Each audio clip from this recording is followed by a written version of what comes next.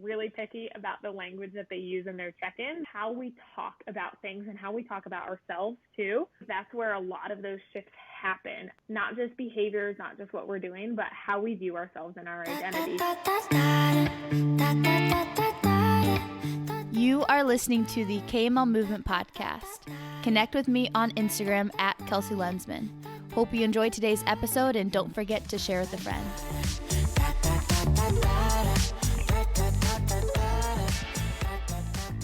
What is up, everybody? Welcome to another episode of the KML Movement Podcast. My name is Kelsey Lensman, and if you are on YouTube, you see a special guest over to the side right here. And she is somebody that is a huge leader, not only in herself, because she's a big leader for herself and with herself, but a leader for our clients here, a leader for our teams, and that is Leah Baker. She's the director of our organic marketing, director of Empower Her events. So if you see them, if you see all the stuff on social, she's the person behind that, while also coaching some awesome clients on our team. I first met Leah 3 years ago, which seems crazy, 3 years ago at a gym that I used to go to. And I could just tell that this girl had something special about her, that she had so much more in her and capabilities that I was just so excited to see her grow. And it's been cool seeing from the sideline her grow. And fast forward, she's graduated from Ohio State. She is a part of our KML movement team here. And like I said, a leader in building the strong women movement. Leah Baker, how are you doing? I am so good. Thank you for that fun little intro.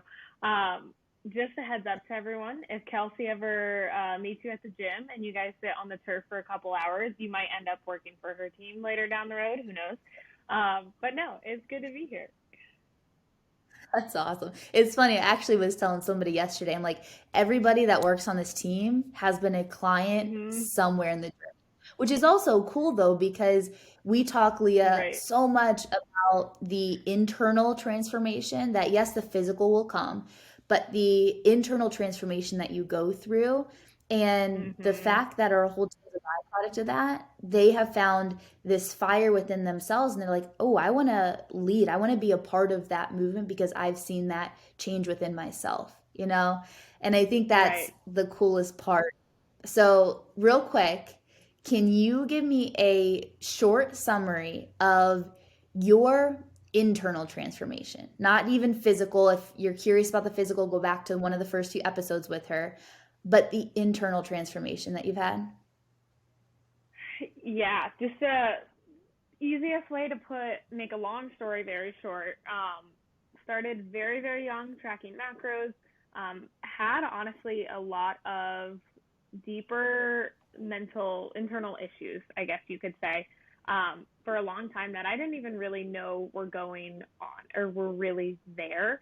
And I think the way it kind of manifested in my life was being obsessive about macros, being obsessive about exercise, and really struggling with those things for a long time. We're talking like middle school through over halfway through college. And when I finally got help and decided to make changes and decided to dig more into those things, that's when I was able to, the best way I can put it is to untangle a lot of the things that were going on internally and kind of straighten them out a little bit. And that in turn gave me a way better relationship with food, with nutrition, with exercise, but most importantly, I guess, with myself and how I experience the world around me and how I kind of just go about my life. And I'm able to just live better because I was able to untangle a lot of that stuff. So to make a long story short, that's what I got. Yeah. So you said untangle, right? And one of the things I love that you put out there is it's not like you just tried to resemble somebody else and you grew into somebody else, right? You didn't try to find that outside of you. You just untangled, or I also like to call it like uncovered what was already within too. Yeah. So what were a few things that you untangled that showed you a lot about yourself? Ooh, that's a good question. Goodness. I think a lot of the things that I had to untangle were beliefs that I had about myself. I think one of the big realizations and one of the things that I had to untangle was this idea that I could only be XYZ. Like I could only be the things that were in this box, right? And I had to be a certain way to be those things. So I had to, for example, I had to track macros. I had to work out twice a day in order to be healthy. I had to be getting perfect grades. I had to be part of everything in order to be successful, or in order to even be loved or confident or desired or any of those things, right? And so I think untangling some identities and some like deeper beliefs that I had to be a certain way was big for me. I don't know if that even answers the question, but that's kind of what comes up in my brain of, like you were saying, like everyone's like a layer or an onion, right? With layers of the onion that you unpeel. You have these different identities, you have these different skills, you have these different beliefs, and that's okay. You don't have to be one thing. You don't have to sit in one box. You don't have to be what people tell you to be in a way too. So I don't know if that answers the question, but Well, it's funny you said that. You pulled out identity in there. And I actually was just putting together all of our outlines for our VIP weekend for our clients, where yeah. we're short little excerpt, we're taking them out to a cabin over the weekend. People are flying in from out of town, and we are truly digging in with 12 to 15 of them so deeply. And my whole presentation, it's not just I'm preaching at them, they're going to learn so much about themselves because we're talking about identity. We're talking about beliefs. And especially in the fitness industry, people love to change habits. They love to change what you do, right? And we're all about action. Mm-hmm. We're still all about action, but it also is so much deeper than that because your identity Yeah. drives your values, drives your beliefs, which then drive your habits that you do, then drive your results, right? And so Mm-hmm. we love to jam on like a little bit deeper of like, hey, what stories are you telling yourself? Because Right. ultimately, those stories dictate those actions and what you end up getting results wise. So for you, Leah, in different clients that you've coached, because this is huge, you're a Mm-hmm. rock star at this with clients.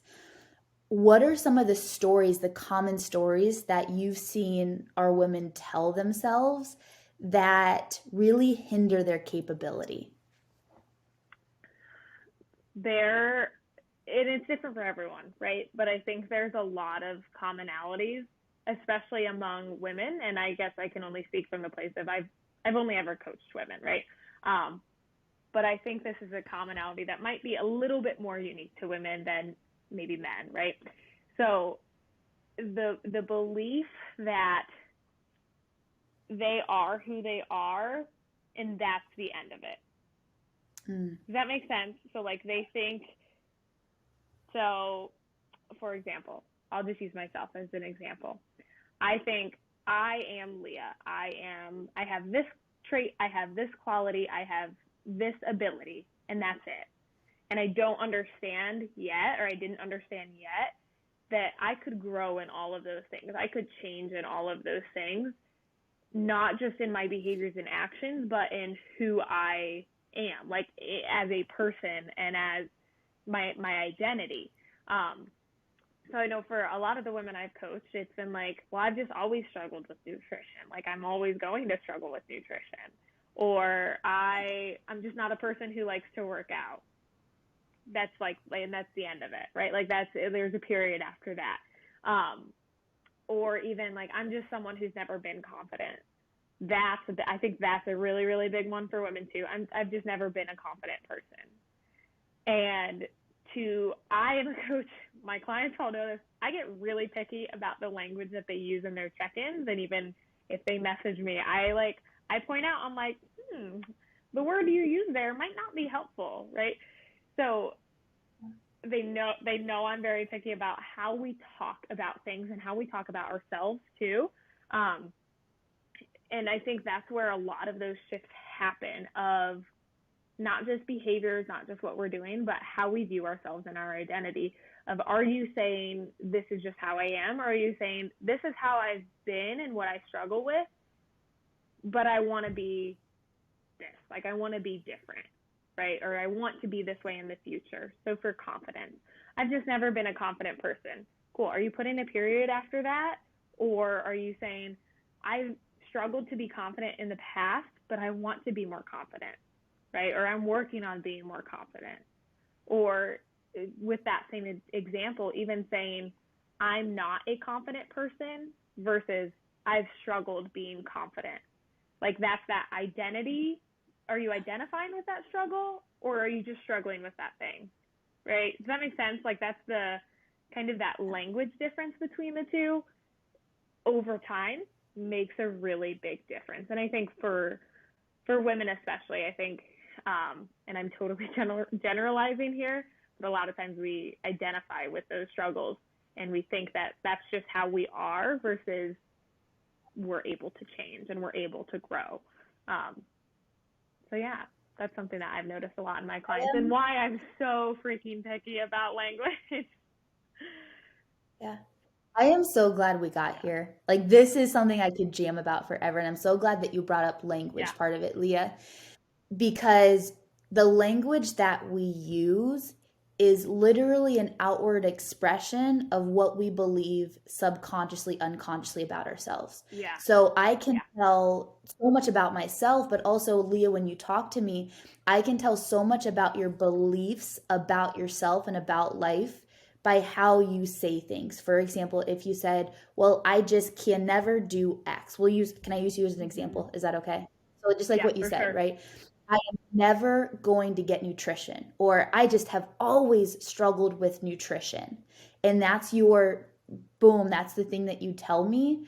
I can tell that is the story you tell yourself. So guess what's going to happen? Oh, this is good, guys. I want to dig into this one.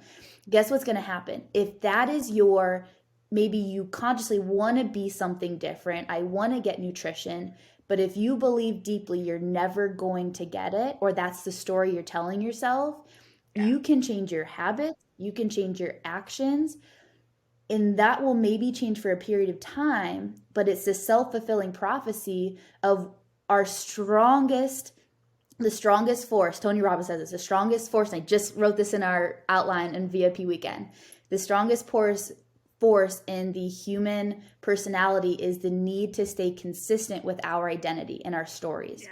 So we will then play out the stories that we tell ourselves. So then you might self-sabotage yourself in nutrition because you're trying to confirm that story of I'm never going to get nutrition.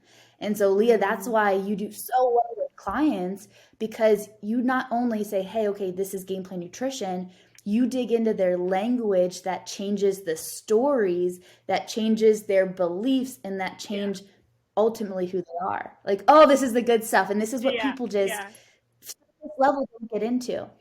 So language wise, let's jam on that for a little bit. Language wise, you've given some good examples. What are some ways, if this is the first time a woman, a girl has ever heard this before, like, oh, I've never even thought about the language that I use. What are some questions or what are some tips that you would say, okay, this is your first step in identifying your beliefs or your first step in this journey? Yeah.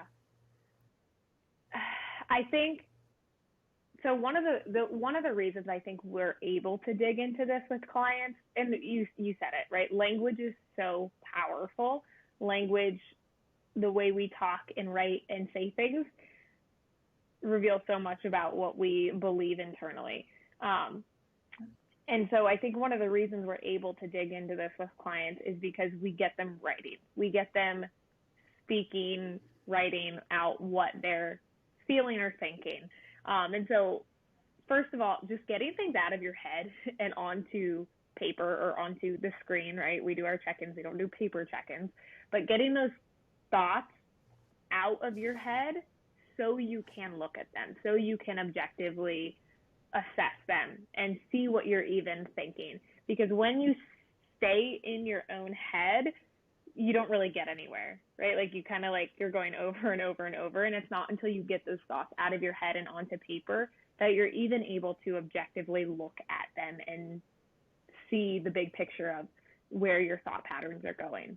So I think the first step to even like bringing awareness to it is getting your thoughts out of your head and onto paper.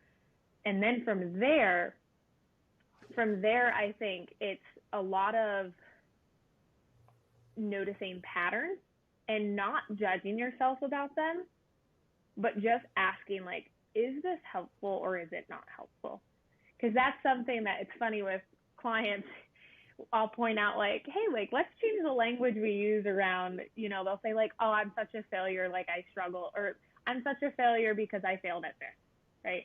And I'm like, ooh, let's change that language. And they're like, oh, I suck because I said I failed. And I'm like, okay, that defeats the whole purpose, right? Like you're saying, it's like when someone says they're sorry for no reason and you're like, hey, stop saying sorry. And they say, oh, okay, well, I'm sorry I said sorry. Right? It's the same idea. Like the ability to look at your patterns without judgment and just see them as like, is this helpful? Are these thoughts helpful? Are these thoughts not helpful?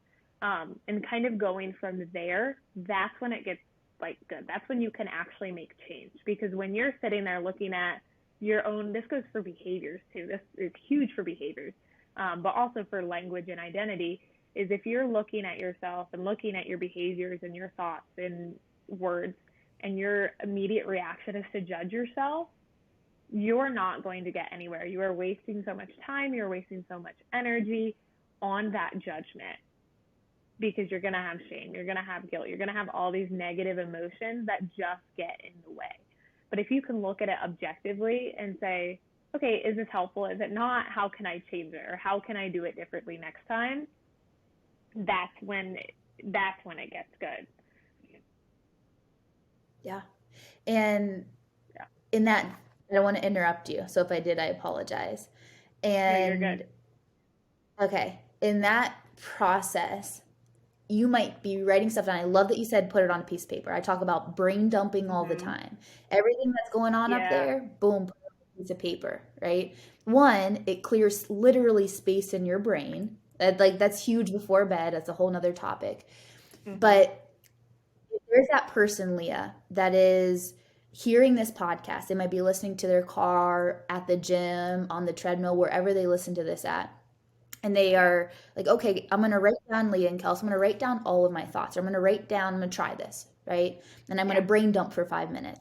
And they look at that page and they're like, whoa, I talk so negatively about myself. I talk, oh my gosh. And you said, don't judge. I love that part of it. It can be hard. So if you're like, this is hard, it can be very challenging, because you've lived with those thoughts for so long that sometimes you then believe those thoughts are you. Okay. So I'm going to pull out real quick too, that in our brain, we sometimes can hear those thoughts and we just believe them as fact. And so we just think that those are us, right? That every single thought that we have is us, that it's our thought, right? And so first I want to free whoever's out there to say, a lot of those thoughts we have are not you. They are not you.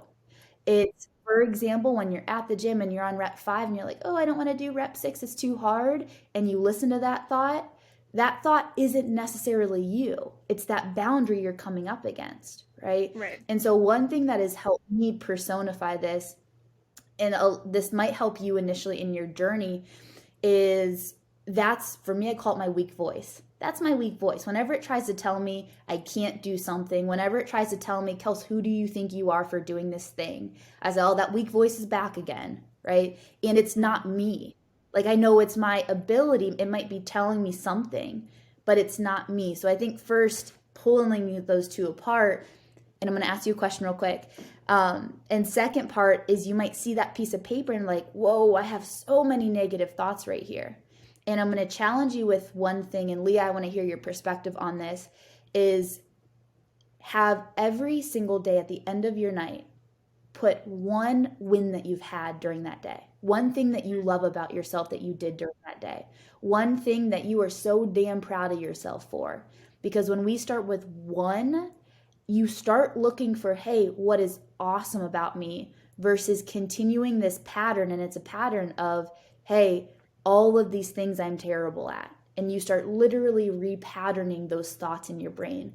So, Leah, for clients that you had or for yourself, in those negative thought patterns, because they're going to happen and they have happened, and it's not like all those thoughts were erased away, what are some things that you actively do, or what are some things that you would recommend someone doing if they look at that page and they're like, whoa, this is a lot of negative thoughts that I have? Yeah, yeah. Before I answer that question, I just want to go back a little bit to what you were saying with that weak voice, right? And this is one of those things that I think different perspectives are helpful for different people. I view it a little bit differently. Like, you kind of call it like that weak voice in order to get your identity away from that and separate those two things, right? The way I like to think about it is it's just chatter. It's just chatter of my brain that's it's trying to help me, but it's not helping me, right?